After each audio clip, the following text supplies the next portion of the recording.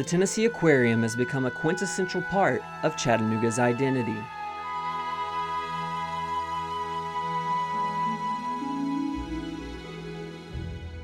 Over a quarter century, it has fostered wonder, learning, and understanding.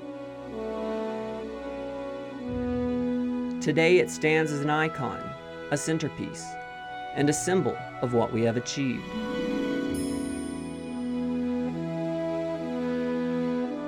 "25 years ago, Chattanooga bottled the fresh waters of the earth. And it all started with a desire to return to the river.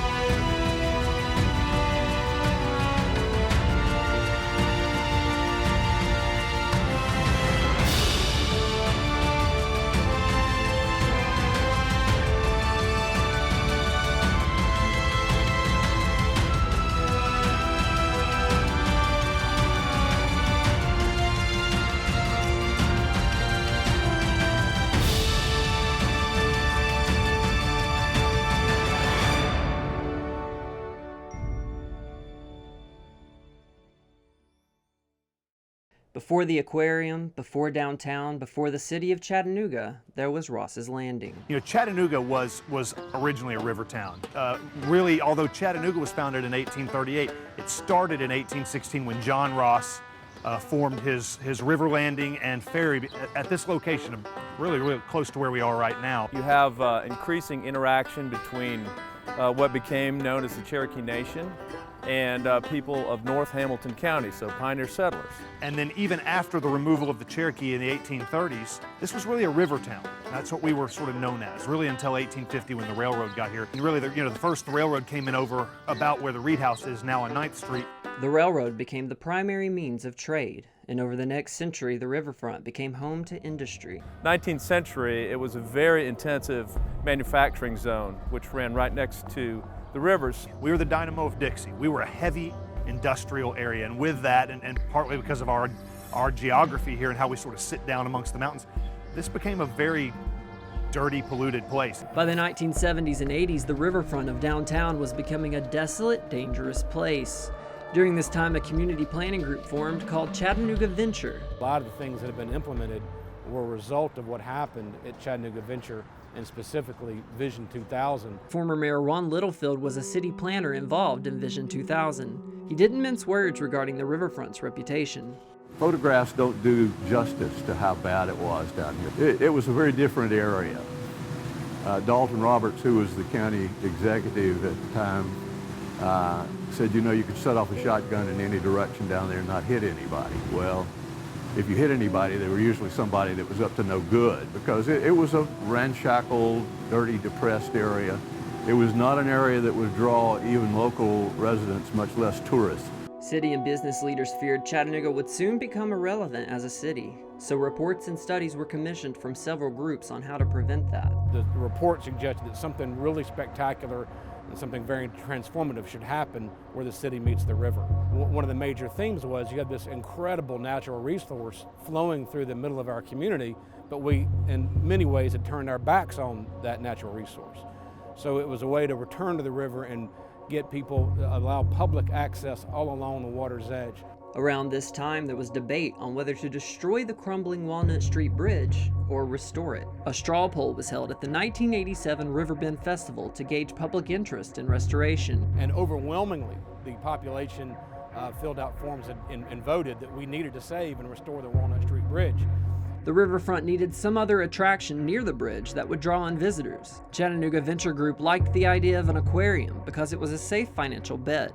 We could see that the major aquariums not only broke even, but also made money in most cases. They talked about an aquarium that would be a feature on the riverfront, and they were talking about it might cost as much as $1.5 million. We laugh about that today.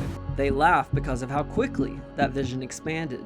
It's quite true that the governor at that point said, if you're going to build one, don't just build, I'm not sure he used this language, but don't just build the anchor for a downtown development project, build a world-class aquarium. So the aquarium moved from just being one among a number of things that you would have on the riverfront to being the thing that would get the riverfront started. As the size and price tag of the aquarium grew, so did vocal opposition to the plan. Current Chattanooga Mayor Andy Burke was growing up in Chattanooga during that time. Back when the aquarium was being conceived and constructed, what did you think about this major renovation to the riverfront? Well, back then I was in junior high, and I knew that people were talking about building this aquarium and had a very little idea what it meant. I knew that it was controversial. I heard my parents talking about it. Though the community had played a key role in planning the project, many taxpayers were concerned. And I don't believe that the people here, with our streets and roads in the shape they're in now, I don't believe they want their money to go for that. I feel it's an unwarranted expense. I feel that the city of Chattanooga has its priorities a little mixed up. When I go down to Alton Park and I go down to City High School and Howard and I see people getting beat up and I see people on the street without jobs, you know, I say this is not anything that's going to fix these problems. Planners didn't want the fate of the aquarium left in the hands of a city referendum. They eventually found enough private funds to build without taxpayer dollars. And soon, construction began. This is the sound of Chattanooga's Renaissance on the River.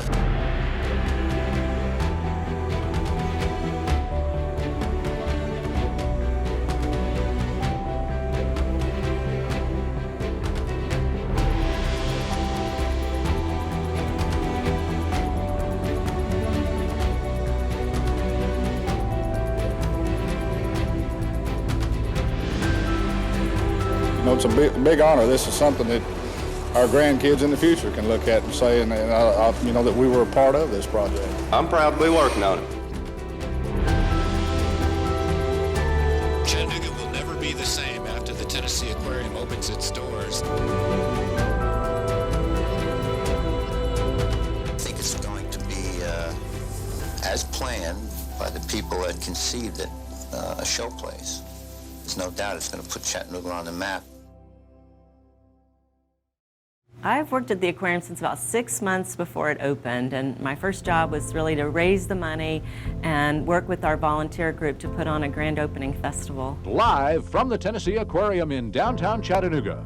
Good morning, everyone, and welcome to the grand opening of the Tennessee Aquarium. It has finally arrived after years in planning. The festival was really fun, and we were proud that it ended up being an award winner with the Southeast Tourism Association. There were a lot of people involved, and we just celebrated all these different rivers in the aquarium. There were huge parades down Broad Street, school kids, and it was a fantastic celebratory day for the community. It was very exciting, not just the celebration, but the attendance in that first year was amazing. They had projected we would do 650,000 visitors, and we ended up doing 1.4 million in the first 12 months.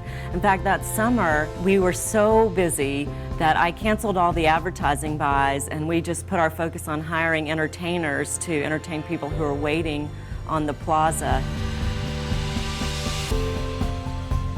We dreamed that there would be a day when people would come to Chattanooga to see our success.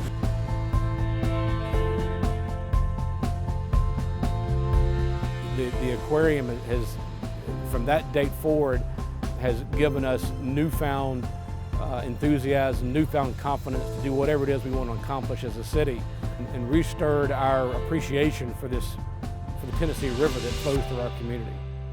In 2005, a second building was added.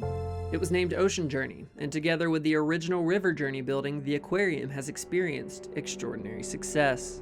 Our recent economic impact study showed that over the last 25 years, $3.3 billion in economic impact. That's just from people who said they came to Chattanooga primarily because of the Tennessee Aquarium, $3.3 billion. And then that doesn't count the $5 billion that they estimate has been spent on capital investments in and around the aquarium since we opened. Tourism spurs the economy. It creates jobs. Those are jobs in hotels and restaurants. It also makes our city more vibrant. When you have more people walking around, it's an enjoyable place to be, and that again turns around and makes people feel more comfortable about opening whatever business they have in Chattanooga. The direct economic impact, over $1 billion, with at least $12 million per year going straight to the school system.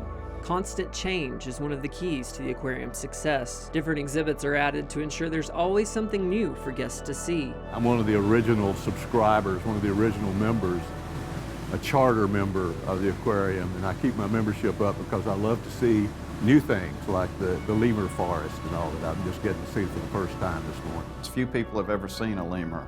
I've had taken people behind the scenes to every once in a while, and I've had everybody from a 18-month-old to a 93-year-old, and the 93-year-old was as excited about it as the 18-month-old.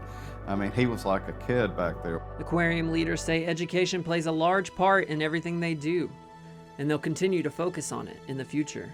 We're always looking for the greatest new exhibits. We're looking at technology, education. You know, we have thousands of school kids that come through the aquarium every year, and we want to make sure that our programs in science and education are the best available, and that we're teaching them with the latest technology and latest teaching methods, and so they learn about science.